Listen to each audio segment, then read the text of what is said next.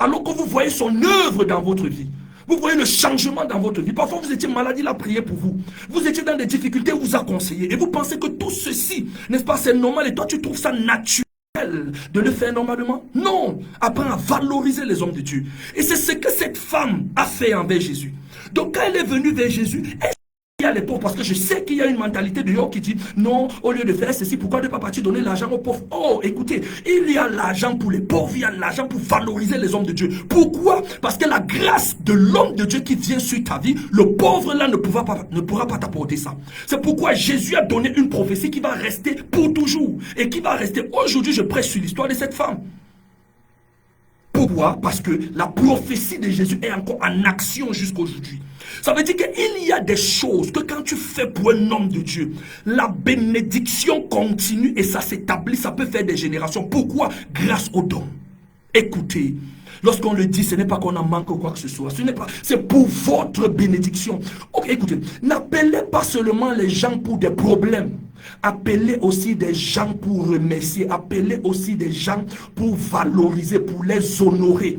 Quel, je veux dire, chef, vous allez partir rencontrer. Nous sommes même dans certains villages. Est-ce que tu peux voir le chef les mains vides? La Bible dit, on ne peut pas voir un homme de Dieu les mains vides. Est-ce que toi, tu peux voir le chef les mains vides? Est-ce que toi, tu peux avoir une autorité peut-être administrative les mains vides? Quand tu as besoin d'une faveur.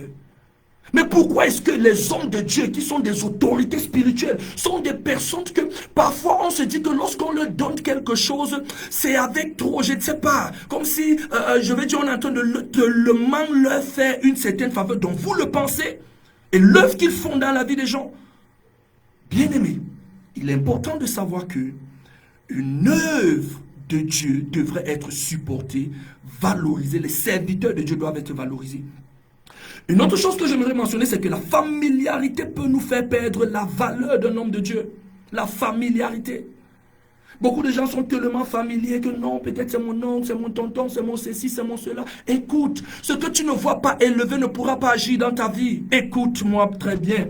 L'onction, un homme de Dieu même qui pourra être familier, mais son onction ne te sera jamais familière. Si tu n'arrives donc pas à valoriser cette onction, en ce moment, ça n'agira pas dans ta vie. C'est pourquoi beaucoup souffrent. Écoutez. Je parle en connaissance de cause. Pour ceux qui me connaissent, ils savent, au téléphone, nous avons déjà prié pour des gens, prié pour des malades qui ont été guéris sur place. Il y a des personnes, au téléphone, on ne s'est jamais vu. N'est-ce pas? Ils ne marchaient pas, on a prié, ils se sont levés, ils ont marché. Et s'il y a des anciens auditeurs de cette radio qui m'ont écouté, ils savent que ce que je dis est vrai. Mais soyez-en sûrs d'une chose. Lorsque tout ceci s'est passé, je n'ai jamais demandé 5 francs à une personne. Mais ce serait mauvais et méchant que lorsque vous voyez une œuvre, quelque chose que tu ne pouvais pas, tu vois clairement l'œuvre de Dieu. Même supporter même l'œuvre de la radio. Pour dire que voici, on apporte un support. Pour que tu continues même l'émission, pour que tu fasses ceci. Ce n'est pas le cas. Mais tu es là et tu te sens bien. Et toi, tu penses que dans le plan de Dieu, la maladie là ne va pas revenir comment? Je ne dis pas que ce sera le cas que ça va revenir. Mais dans beaucoup de cas, ça revient. Pourquoi? Parce que des gens n'utilisent pas les principes pour conserver leur miracle.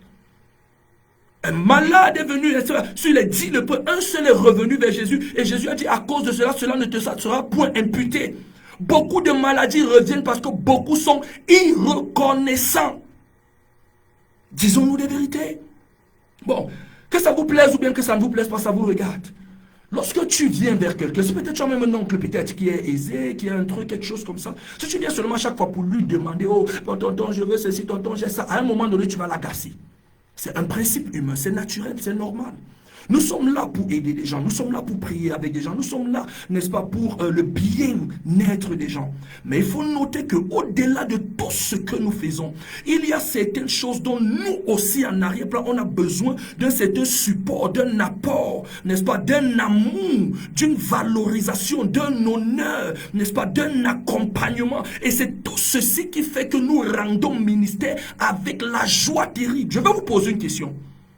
Vous pensez que Dieu était bête de donner la bénédiction à Salomon? Parce que Salomon avait sacrifié 1000 holocaustes. Il y a des choses que Dieu fera dans ta vie parce que tu as effectué un sacrifice à son égard. Mais malheureusement, les gens connaissent faire les sacrifices quand ils partent au village. Ils connaissent faire les sacrifices quand ils partent chez le marabout. Mais ils ne connaissent pas venir, par exemple, avec quelque chose chez l'homme de Dieu. Pour dire, homme de Dieu, je respecte ton ministère. Merci pour ce que tu fais. Voici ce que je peux te donner pour t'encourager. Voici peut-être ce que je peux te donner pour soutenir l'œuvre, pour soutenir ci ou alors ça. Ça, c'est ce qu'il faut pour que l'œuvre de Dieu puisse aller de l'avant. Bien aimé, il est important de savoir. L'homme de Dieu n'est pas un mendiant. Non. L'homme de Dieu ne fait pas des choses pour s'enrichir lui-même. Non.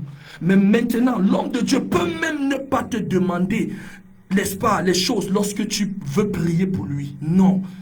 Mais ce n'est pas parce qu'il te demande que toi tu ne dois pas être responsable, réfléchi, qu'il faut quand même que le vase que Dieu utilise, parfois pour me bénir, parfois pour faire ci ou alors pour faire ça, que moi aussi je sois quand même, n'est-ce pas, un encouragement pour la personne. Et je te rassure, il y a beaucoup de portes qui vont s'ouvrir dans ta vie, beaucoup de grâces qui vont se déverser. Pourquoi? Parce que le don active les grâces.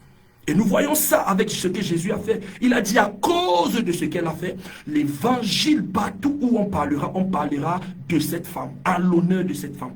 Il y a parfois des problèmes, des situations, des difficultés qui sont liées à toi, mais tu as besoin d'une connexion au travers d'une offrande afin que ceci change. Je ne suis pas là pour créer une polémique, ça ne m'intéresse pas. Mais je te donne un principe. C'est à toi d'accepter ou bien de refuser. Mais celui qui obéit à la parole de Dieu voit son influence. Celui qui ne l'obéit pas, il ne voit pas de l'impact. Je veux que nous prions. Père, au nom de Jésus, je viens prier pour quelqu'un qui m'écoute maintenant, que ta grâce et ta faveur soient sur son partage. Je décrète, ô Éternel, qu'au travers de ce message, les yeux d'une personne soient ouverts afin de prendre ses responsabilités. Mais c'est parce que tu œuvres dans sa vie au nom puissant de Jésus-Christ. Amen.